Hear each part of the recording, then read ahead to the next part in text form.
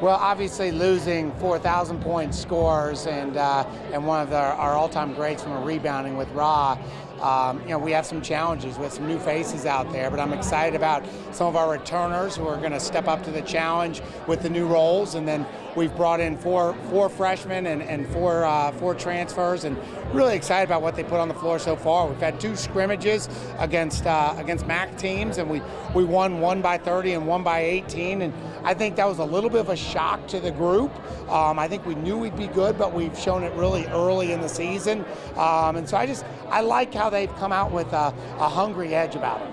Yeah, you guys faced DePaul in your opener. What can you share about this team that you guys have studied or know about? Say that again. You guys faced DePaul in your opener. What is something that you know about this team, or what do you look forward to most about? Well, they have a roster turnover much like us. There's a lot of newcomers and guys trying to figure out their roles. So it's going to be 2 teams with guys, figuring out roles early on in the season. They're very talented. They have some post guys that are going to pose some really big challenges for us inside, an area where we have some younger guys playing those roles. But again, early on in the season, it's going to be more about how well you execute your stuff versus defending other people's stuff. So what have been some of the areas of emphasis then on this week's practices the last few days to be able to prepare relatively well for these? Well, we've been locked in on just that synergy of stacking details and attack, and with the attack part it's about making aggressive mistakes. So as you get closer to the season, you got to start limiting some of those errors and really focusing in on our execution, our discipline to details. But the key is, though, going into a Big East game is if you're going to have success, you got to be the aggressor. And so maintaining that aggressiveness and focusing in on what we do best, that's going to be our key going into the DePaul game.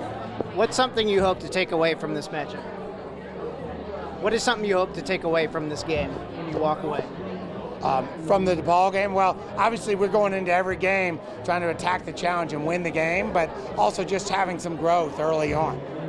Share with me, with tonight's casino night here, what's the significance about being able to have just sort of a mellow down, relaxing evening, knowing that these guys have been putting work in all off season?